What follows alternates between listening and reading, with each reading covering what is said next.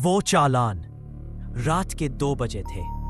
नागपुर की खामोशी में सिर्फ मेरे हॉस्टल के कमरे में जलती टेबल लैंप की धीमी भिनभिनाहट और मेरे हाथों में खुली मेडिकल किताब के पन्ने पलटने की आवाज थी। मैं रोहन, फाइनल ईयर का मेडिकल स्टूडेंट, अपनी जिंदगी के सबसे मुश्किल इम्तिहान की तैयारी में डूबा हुआ था। नींद कोसों दूर थी और थकान हावी थी। तभी मेरे फोन पर एक मैसेज का नोटिफिकेशन बजा। इस वक्त ऑन होगा। मैंने फोन उठाया। आरटीओ नागपुर से एक ई चालान का मैसेज था। मैंने लापरवाही से उसे खोला। 2000 का जुर्माना, नो पार्किंग जोन में गाड़ी खड़ी करने के लिए। मुझे गुस्सा आया।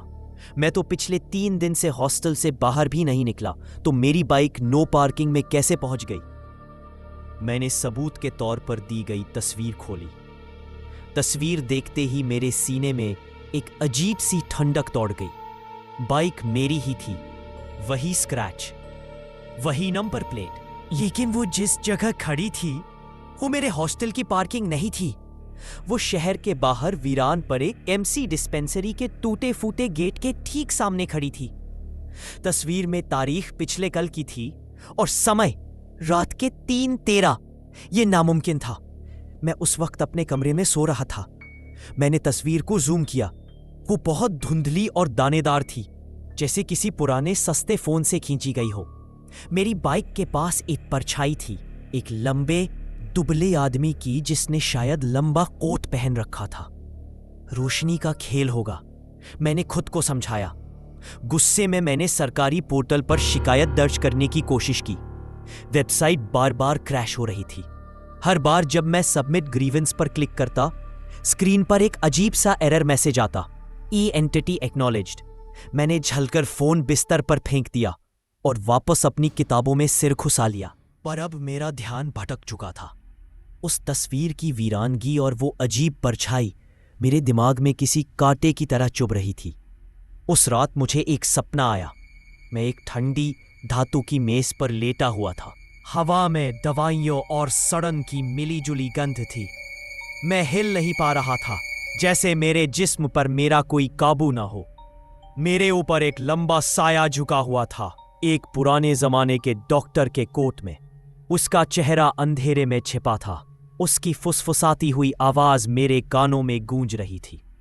वो अंग्रेजी में बोल रहा था, subject shows resistance, we must prepare for the preliminary extraction. और तभी मेरे पेट के दाहिने हिस्से में एक तेज दंकदार रहा। नमक खुलेगा। मेरे पास एक नया साया उसके बाल मुड़कों से गूंज रही थी।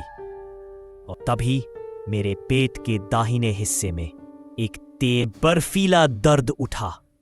मैं चीखते हुए नींद से जाग गया। मेरा पूरा जिस्म पसीने से भीगा था और दिल जोरों से धड़क रहा था। मैंने राहत की सांस ली। एक बुरा सपना बस। पर जब मैं बिस्तर से उठा तो मेरे पेट में उसी जगह एक हल्का मीठा दर्द बाकी था।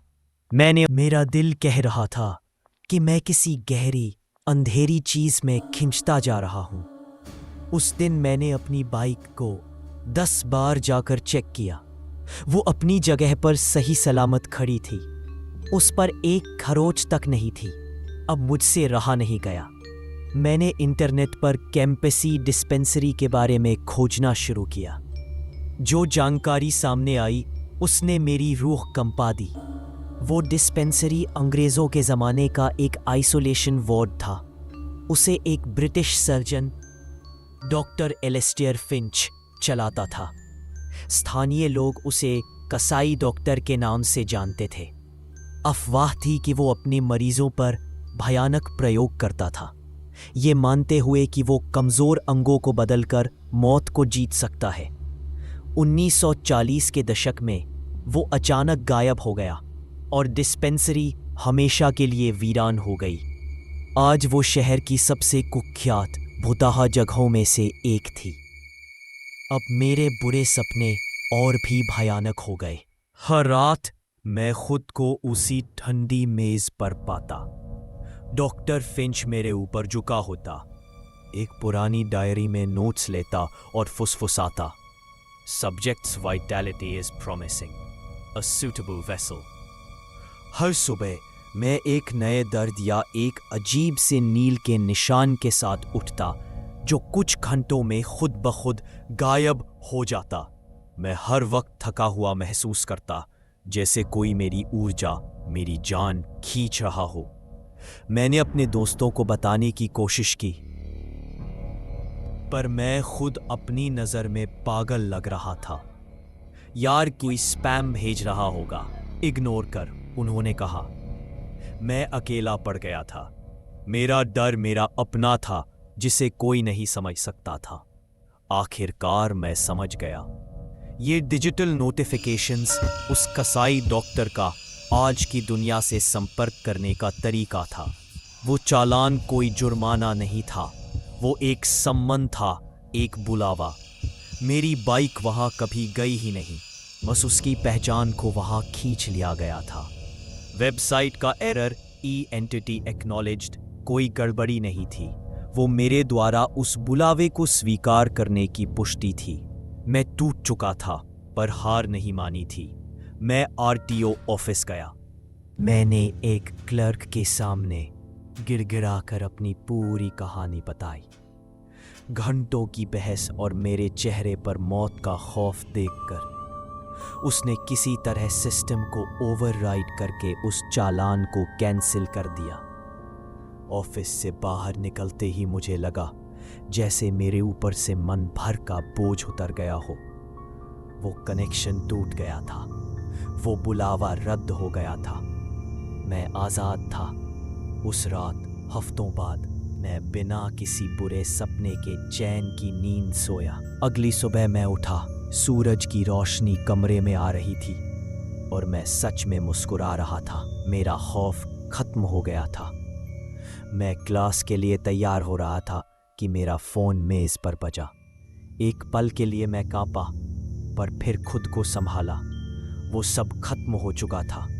मैंने फोन उठाया। स्क्रीन पर NHATOT नेशनल हेल्थ अथॉरिटी से एक नया मैसेज था। मैंने उसे खोला। उसे पढ़ते ही मेरे पैरों तले जमीन खिसक गई। मेरे चेहरे की मुस्कान एक खौफनाक हैरत में बदल गई। मेरे जिस्म का खून जैसे जम गया। मैसेज में लिखा था, प्रिय रोहन, मानवता के प्रति आपके निस्वार्थ योगदान के लिए धन्यवाद। ट्रांसपोर्ट पोर्टल शिकायत ID वही चालान नंबर के माध्यम से दर्ज की गई आपकी अंगदान की प्रतिज्ञा सफलतापूर्वक स्वीकार कर ली गई है। एक संग्रह टीम आपके पंजीकृत पते पर भेज दी गई है। अनुमानित आगमन समय रात 3:13। मैंने फोन की काली स्क्रीन में अपनी परछाई को देखा। मैं अब सब कुछ समझ गया था। शिकायत को कैंसिल करना कोई इनकार नहीं था, वो आखिरी कदम था। वो मेरी सहमति थी। मैंने जुर्माना रद्द नहीं किया था, मैंने एक प्रतिज्ञा की पुष्टि की थी। कसाई डॉक्टर सिर्फ उस वीरान डिस्पेंसरी में कैद नहीं था, उसने अपने लिए नए वेसल खोजने का एक नया आधुनिक और ब्यूरोक्रेटिक रास्ता खोज लिया था। मेरे हॉस्टल के नीचे वाली खामोश सड़क पर बिना हेडलाइट्स वाली एक गाड़ी धीरे से आकर रुकी। Subscribe Fear Fuse for more.